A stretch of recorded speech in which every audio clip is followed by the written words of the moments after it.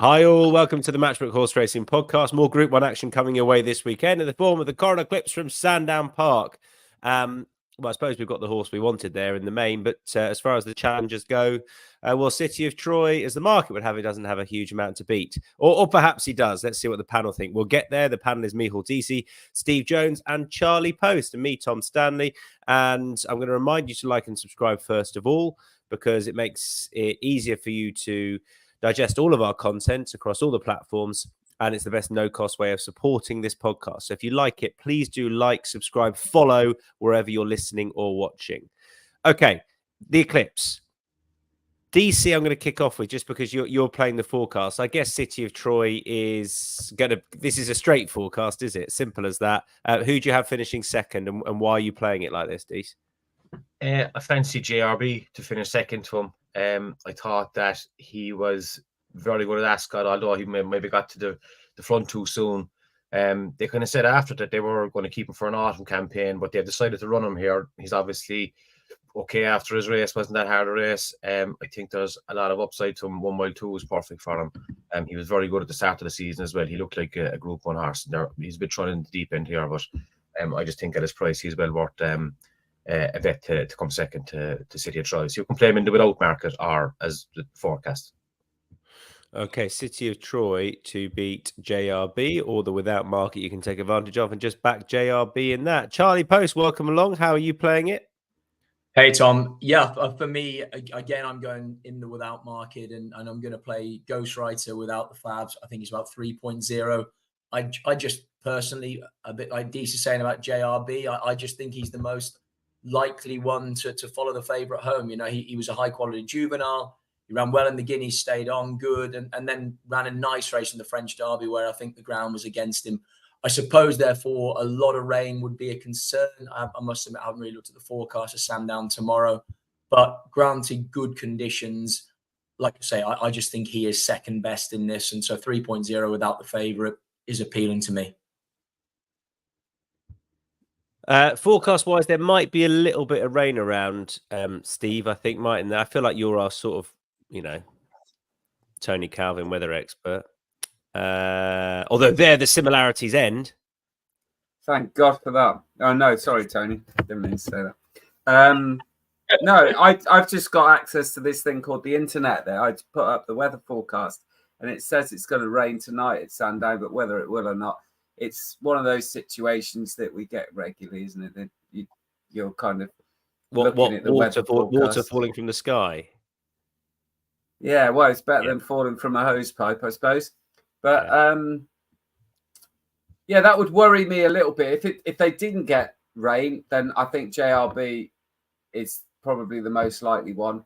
I was really impressed with the win at Ascot and Hampton Court, and King's Gambit, who finished second. Okay, perhaps came from a little bit further back than ideal that day, but then Bellum Justin was back in third, who'd run in the Derby and had been fancied to a point in the Derby. So there's a lot of substance to that form. I like JRB, and as long as there's not a huge amount of rain, then I think he's got a good chance. There's the 8 runners, so if they stay 8 runners and you get 3 places, place only, I'd back him. And I'd also throw in Al Riffa, especially if it rains. Now, Al Riffa was only beaten 3/4 of a length by Ace Impact in a race at Deauville last summer. This season was only beaten 3/4 of a length in the Group when the Gannet first time up. You'd imagine that he's going to sharpen up for that. He shouldn't be the price he is. I think he's 17. He's coming a little bit, but if it rains, I'll be backing Al Riffa to place. If it doesn't, then JRB. But it's not my kind of race really, because City of Troy will probably win money. It's pretty obvious. You would imagine so. The way I want to play it is to a bit like the Lock-Inch, where you had some big prices in the dead 8 race that you could try and get in third, and I somehow managed it there, and I'm going to try and do it again with See the Fire here, who is 51.0 on official ratings. This 3-year-old filly doesn't have much to find with those that are way shorter than her. I mean, look at Ghostwriter, who's rated £3 superior, and is giving her 3. He is, about a fifth of the price. The thing is that she was disappointing in the Guineas, and then last time she didn't have the race run to suit ideally. I'm not sure she wants rattling fast ground, which she got at Ascot, and she certainly wants more pace to help her A, settle, and B, see out the distance over the mile. So she's over further. That's a big plus. I'm worried about her settling. But I do think she'll improve massively for the step up in trip, and that hasn't necessarily been factored into her price. I don't think she'll win, but I'll back her in the without market. I'll back her win and place as well. I probably won't do the forecast, to be honest, because I'm not sure. I'm just going to try and sneak her into the 3, and you never know, particularly in these colours. Surprises happened before. So that's See the Fire 51.0. Moving on, but we're going back to the charge. And Steve, I'll come straight back to you, please. Bit of a, Makarova 8.0. Yeah, Makarova. First of all, that's interesting in the Eclipse about official ratings, because they can be very revealing at times, and they have been in the Eclipse as well. Because the horse you mentioned, it's the kind of stereotypical official ratings theory. She's been overrated. That's why she's so close in the thing. So take them at face value if you like. Kick on with that, but best of luck. Anyway. She'll probably win now. I've done everything I can to get her into the winner's enclosure for you. But back to the coral if she charge. does, we're definitely going to play out best of luck every day that week. So that's fine. Well, I like to keep my profile up. As I've been compared to Tony Calvin, I might as well go into character. Anyway, hope you're well, Tone. The charge, Makarova, he doesn't win as much as she should. I know that. She did win a listed race last summer at Ayr. The form of that, wouldn't be fantastic. But she has got really good form behind the likes of, in the Nunthorpe, behind Living the Dream. She was 4th, beaten a couple of lengths. She was beaten a couple of lengths in the Abbey. And she comes off the back of another decent effort at Ascot in blinkers. In the what do they call it these days? Not the King's Stand, it's the King's Charles III Stand Stakes. Is it? It's just the name. It's just the King. It's just the name of the King, King Charles III. I think King Charles III. Well, it's Yeah. fairly easy to remember. It's easier to remember than the name of the Prime Minister these days, anyway. Even though there has been a bit of a change, obviously. But King Charles III. So Makarova's got the cheek pieces back on that she wore for the first couple of starts this season, and she ran real well at Longchamp. Now, I'm going to forgive her her poor win record, because she does need a fast pace, and that is what she's going to get with the likes of Living the Dream.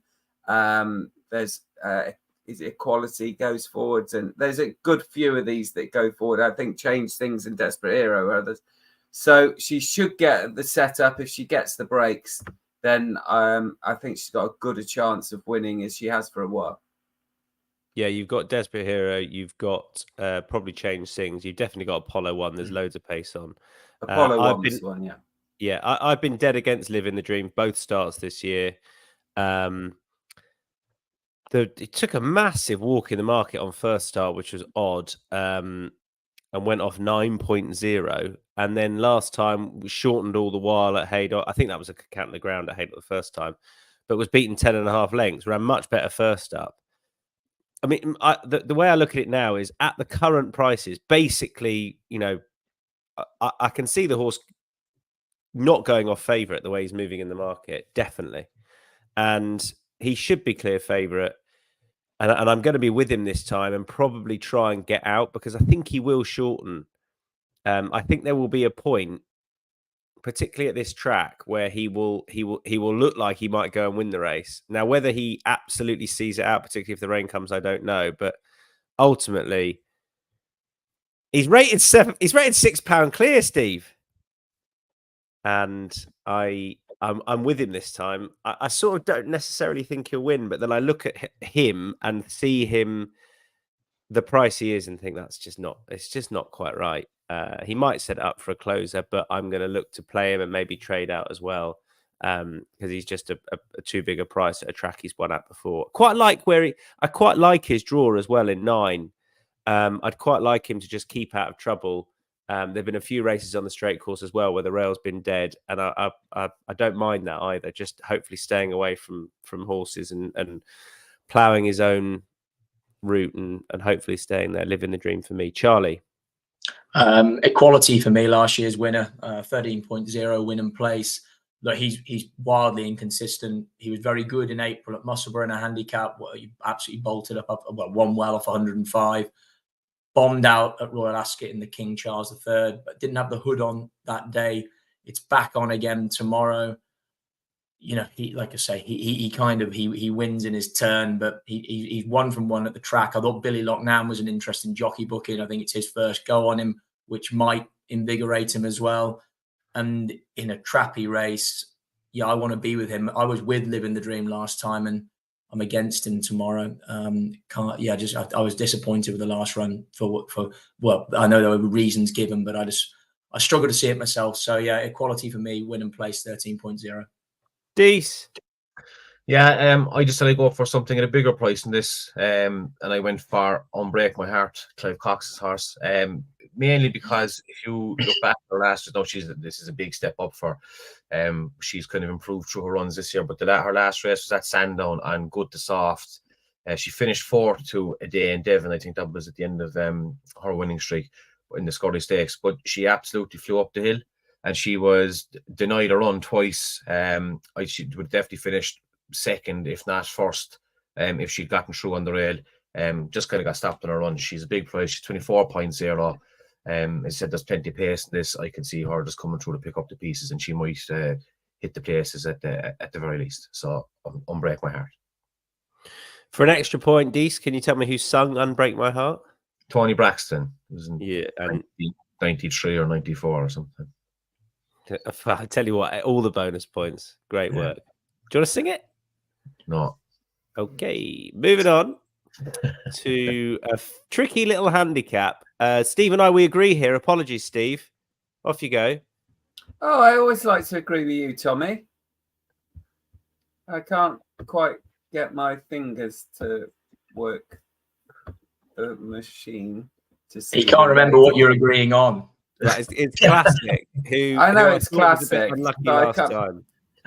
My fingers are all over the place today. Yeah, now classics closely matched with another of today's runners, Dual Identity, and I think they'll both run well. Dual Identity loves Sandown. Classic came from further back than ideal that day, but I don't think that's exactly. I don't think it has to be ridden like that because Classic was drawn very wide and couldn't get in until he was taken back by Pat Dobson. So you can understand why. And he only went down by a neck, and he flew up the hill. He grabbed Dual Identity close home, and he might have won with a better run. He's also got an unexposed profile over a mile, so he clearly stays a mile really well. He was only beaten half a length the back end of last season at Newbury on his first go at mile, having won over 7 furlongs at Sandown. So he likes the track, unexposed at the trip, and possibly should have won last time.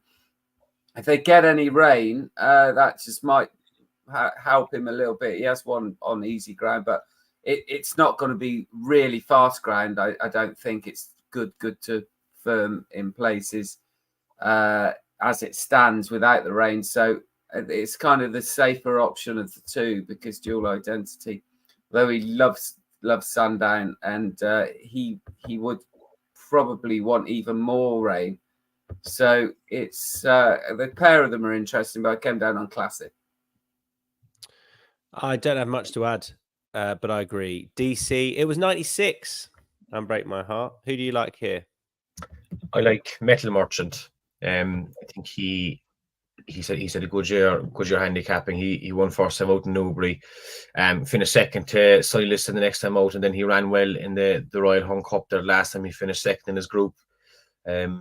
finished just within 3.5 lengths of Wild Tiger. He hasn't gone up for that at all. He's still off 97, and I think he can. Again, he can run a good race in this. This is probably slightly calmer waters than the Hunt Cup, so I can see him hitting the frame or winning this. Johnny. Cicero's Gift for me. He's actually shortened up a bit since when I was going through this yesterday. Like he's a high quality horse, you know, as in his form with Docklands round Wolverhampton in March last year. I mean, he's pretty good now, and even his run behind Paddington at Royal Ascot was very eye catching. You know, he was repeatedly stopped in his run. Haven't seen him since, so you're taking fitness on trust, and he can be a keen going horse, but I'm willing to chance him at a decent price where I can play and win and place, because I mean, crikey, he is the proverbial sort of group horse in a handicap, and he definitely has claims to going on beyond this level, and you know, Charlie Hills must think that the mark is workable to be having him in here. So hopefully they go a good gallop and give him something to aim at. But yeah, high quality horse, Cicero's Gift, win and place. And I'm going to come straight back at you, Charlie, with the next race, purely because you put up Soprano at a big price in, I mean, she went off 15.0. She was 26.0 when you put her up for the Sandringham. And she lines up here at 3.0. Now, it looks like we're all against her. I certainly am, Charlie. I feel like she's the classic sort of, you know, I know she improved for the step up to a mile, and she's over a mile here, but big field handicap, straight course, lots of pace at Ascot, back into listed company, round a bend at Sandown, I think is going to be way different, and I'd be dead against her at 3.0. Not quite place lay against her, but against. Where are you looking? Yeah, I completely agree with that. As in, you know, Soprano was fantastic. Billy Loughnane gave her a great ride at Ascot, but as you say, the setup was perfect for her. And it's one of those, you were able to play a win and place with the perfect scenario. And now she's 3.0 in what's going to be very, very different conditions. So yeah, against her, Regal Jubilee for me, she's had a decent spring without winning. You know, she was second in the Fred Darling, you know, ran just okay in the Guineas, and then ran a good race over 10 furlongs at Goodwood behind Francophone, where again she was stopped in her run, and then when she got out, the winner had gone already. Winner didn't do a lot for the form in Ireland, but I think this filly still has capabilities to move forward. The John and Thady Gosden Yard are in better form now, and it might just be that this is the sort of ideal setup for a mile on a stiff track, round a bend. And a 6.0 I thought was too big, because I think on ability she ranks right up there with these. I'm not quite sure where she is on official ratings in comparison to her rivals, but for me, I think she's a high quality filly, and like I say, I thought 6.0 was too big. I'll tell you where she is on official ratings. She's off the back of that success. She's rated 107. So she is fully £5 clear, Steve. Incredible. Where can we bet? I must get so much on. I really like Bolsena here. I think I can't quite understand why she's such a big price. She was 13.0 last night, I think. Why is she at the moment? Yeah, 13.0. I just can't understand it, because she ran Lava Stream to a neck last time at Goodwood. Lava Stream went on to go within a neck of winning the Riversdale. She was caught a bit wide. She had to work to get into a prominent position that day. I quite like her dropping back to a mile from 1.2 miles that it was at Goodwood. And she went into that Goodwood race having finished third at York in a listed race behind Devoted Queen, who hasn't run since, but is unbeaten. And the fourth horse that day, Bright Thunder's gone on to win a listed race in France. And like I say, I quite like her returning to 1 mile over this track, because she'll go forward. And I think the long straight around the bend and then into the long straight and the climb, I think it's, as long as they don't go too fast, I do like the fact that she's going to stay the distance very strongly, be on the front end and just keep going. Win in place. I think she's really good, Bolsena. I think that's a really good bet. I'm with Indelible, who was sent off 6.0 for the Sandringham compared to 15.0 Soprano. She won her race in her group, and you know, she she was just run. She hit the front, and there was run out of it far side. But I know it's not as simple as saying she won her side. So she would have won wherever she was. But I think at 9.0, I would much rather play her than 3.0 about the favourite, Indelible. DC. I like the other Juddmonte horse, Clove Hitch, Andrew Walling's runner. She skipped Royal Ascot. She had 3 runs out this year, and I was looking back through his Andrew Walling's runners. And he's won it twice in the last 10 years. He won with Aria, and he won it with a horse called Blonde Me. She's given a very similar prep. He doesn't send many horses to this, but when he does, they have a decent record. She has just improved. She finished 2.5 lengths behind Economics on her seasonal debut at Newbury, second last time, and then won by 8 lengths at Newbury just the week before Royal Ascot. She's by Sione out of a new approach mare. I think is very well bred. I don't think that she would be going for this if she wasn't there with a winning chance, and I fancy her a lot. Yeah. Welcome along, Peter. He said, "Who needs Joe Biden when you have Steve?" There are similarities. Nosy. We are, aren't we? We move on. So that is Joe Biden and Tony Calvin. Who's the next to have a fucking pop at me? Sorry about my language. I mean, there's insults, and come on, guys. We'll get the treble up. I'm trying my hardest. We'll get the treble up. Don't know who it'll be. Actually, I watched the Channel 4 coverage of the election late last night, and Nadine Dorries, Steve, was not far off you. Right. Anyway, moving on. God, that's a different level. 205 at Haydock. She lives near me. Near me. Oh my God. A mile. Ever seen both of you in the same room? A mile 6 handicap 205. Not for me. I thought I put this in too tough. Charlie. Yeah, I composed myself. I gone with the favourite, Dramatic Start. William Haggis has won 3 of the last 4 run-ins of this, and I thought the horses, progressed through maidens this year with every start and showed bundles of stamina at Hamilton the last day, beating Temple City. Came under pressure, sort of 3 out, but then was very, very strong at the line. His dam, Dramatic Queen, was a mile 6 group winner, and I just think that he has made for this step up 3 furlongs in trip. Like I say, he's got a really unexposed profile, as plenty do, but he's from a yard that obviously target this race. And even though he's 4.33 last night, I thought it was very interesting price for all that this is ultra competitive. Steve. Yeah, I get that, and I get a few at the top of the market. And like Charlie said, William Haggis has won 3 of the last 4. The other guy who won, in the only other person to have trained the winner of this race in the last 4 years, is Brian Ellison, and he's got Trifan in there. He obviously won the Northumberland Plate last week, and Trifan didn't have things go his way in novice races. Whether that was he probably wasn't ridden to best effect, maybe, but he started life in handicaps really well treated. 1.5 miles at Newcastle in a small field the fact that he was well handicapped got him through, because that wouldn't have been ideal, but he was very strong in the closing stages. He's going to improve going up to 1.6 miles. He's going to improve getting a decent pace to run at. He only ran 9 days ago, but I still think he's really well handicapped, this horse, for an informed trainer. So Trifan for me, and the price of Trifan escapes me, but I know he's winning place sort of. Where is it? About 14.0. So winning place, I'm with Trifan in a competitive race. Trifan and Charlie. No, I've been dramatic star for me. Sorry, I like Align the Stars, Charlie Johnson horse, following a very similar pattern to his father's runners. He's been busy all year. Finally got the first win of the season last month at Thirsk by 2.5 lengths, going away from some decent handicappers.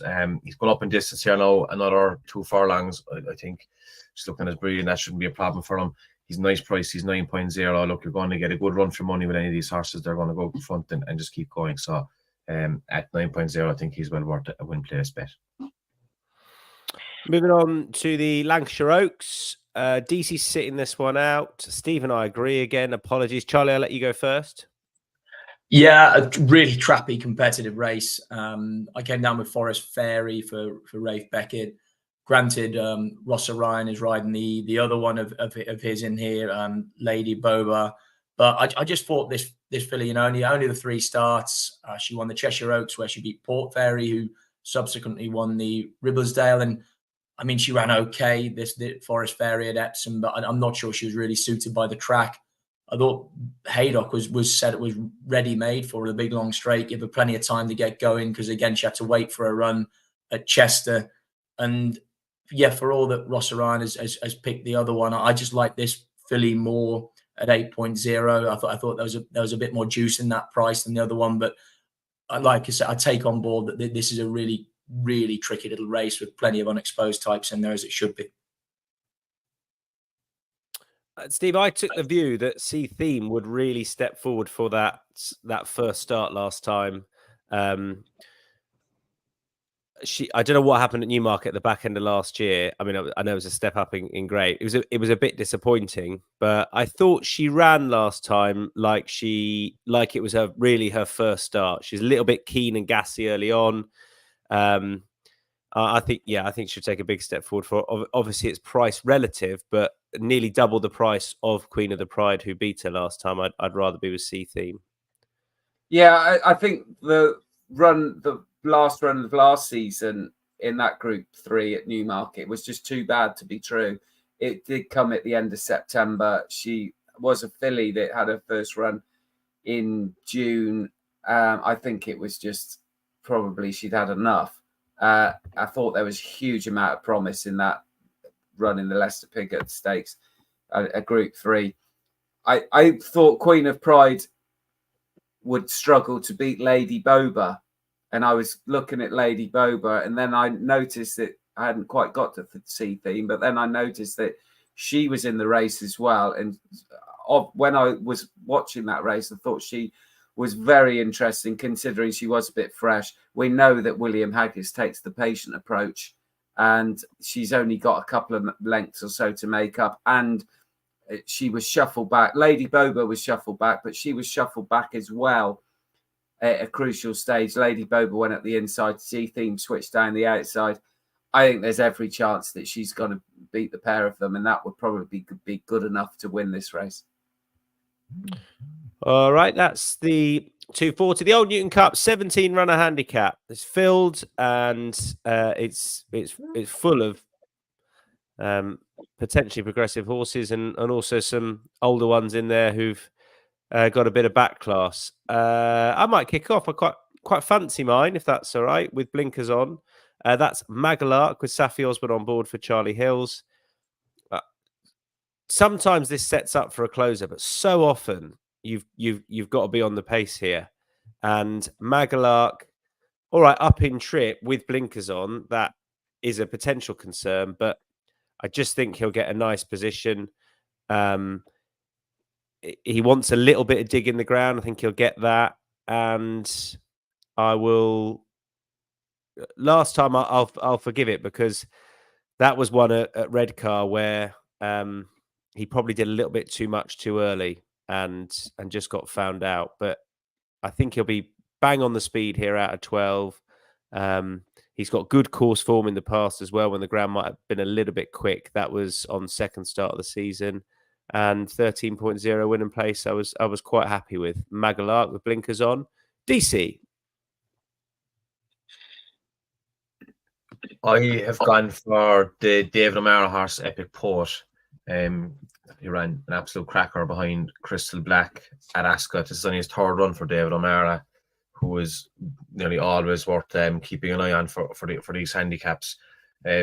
He ran there off, and he's going up 3 pounds for that. I think that should be fine. There's probably plenty of improvement left in them, although they seem to be back. And the other horse, Iron Lion, is the one that's halved in price overnight, so maybe we're on the wrong David O'Mara one. But I like the Epic Poet. I thought the running behind Crystal Black and finishing ahead of Ziggy, I think they're two very progressive horses, so probably a bit more progression in him. Yeah. Charlie? Yeah, I completely agree with these, As in, I think, this is the Epic Poet was rated 106 at his best. So, like the £3 rise, it's not ideal, but I think it would have done the horse's confidence the world of good to really finish off like he did. And it's the sort of horse that the yard excels with. And again, Crystal Black just got first run where Danny Tudor came from at Royal Ascot on Epic Poet. The winner had flown by the time he got out, but he really rattled home. Like I said, I think that will done his confidence the world of good. And the yard excels with this sort of horse. And again, I don't see why the big long straight at Haydock shouldn't suit him ideally. I thought he was really, really interesting. Yeah, I'm pretty sweet on him. Steve? Yeah, I'm on a horse that also ran in that race at Royal Ascot, the Duke of Edinburgh Stakes. Sheer Rocks, who reared at the start, which he can do, which is a bit frustrating. And he was another one that was coming from way back. And although he was only run on into midfield, he got anything but a clear run in that. And that was his first run for the best part of the year. He'd run in this race. That was his last run of last season. He ran in the Old Newton Cup. He's only beaten a length and a half in fifth when he was ridden prominently. I'm hoping he can get a prominent position from stall too. He can be sharper out the gates. But he's going to improve for that comeback run. You presume he had problems later in the season, but his first two starts of last season, having been gelded over the winter, he won them both. And in the second at Epsom, he beat Keys Chorister, who this season's been beaten ahead in a couple of Group 3s. So the form stacks up. He didn't get the breaks at Ascot last time. He's going to improve for the first start of the year, and he's got to have a shout in there, winning place at 15.0.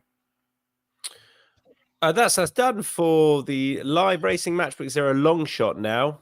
I think we've nailed different races. Well done, everyone. A reminder of Matchbook Zero. It goes live at 10 a.m. each day. Win-only bets, and you're most likely to be getting best odds because the fact that it's an exchange is further enhanced by that area of the exchange having zero commission and zero margin as well. So head to Matchbook Zero for win bets on some big prices. I'm chancing See the Fire. All right. She probably won't win, but she's a big old price, 51.0. Steve? Sheer Rocks in the Old Newton Cup, as just revealed a few moments ago. Charlie? Well, Cicero's gift at Sandown, the 225, but he was a long shot price last night. He's probably not now. So if it's got to be bigger than 10.0, I'll chuck a quality in the sprint. No, that's all right. I'll tell you what price Cicero's gift is. After DC's given us his Matchbook Zero long shot. It's Unbreak My Heart in the sprint, which is the only long shot I had, and was a different race to everyone else. Thanks, Fine. Charlie. You're about double figures, Charlie. You're all right. Fine. For Cicero. And I just love the thought of Dees with Tony Braxton on at home. Brilliant. Yeah. Yeah. Better than Tony Calvin. I don't know why he's been the subject of this podcast. I really don't. It just started that way and it's carried on. Because you brought it up, maybe. I did because of the weather. Best bets, everybody. I am going with Maglark in the 3:15 at Haydock. Steve. Classic 225 at Sandown. Charlie. Dramatic Star 205 Haydock. DC. I'm going to go for the City of Troy, JRB, straight forecast in the Eclipse. Perfect. You can certainly play 3 of those in a treble or a Trixie. You can do that on Matchbook, and you've got the forecast that DC's put up as well, which he's landed a few forecasts with a shorty at the top in the past. There you go. Good luck, everyone. Have a fabulous weekend. We'll see you again next week. DC, Steve Jones, Charlie Post. Thanks all. Have a lovely weekend. Bye-bye.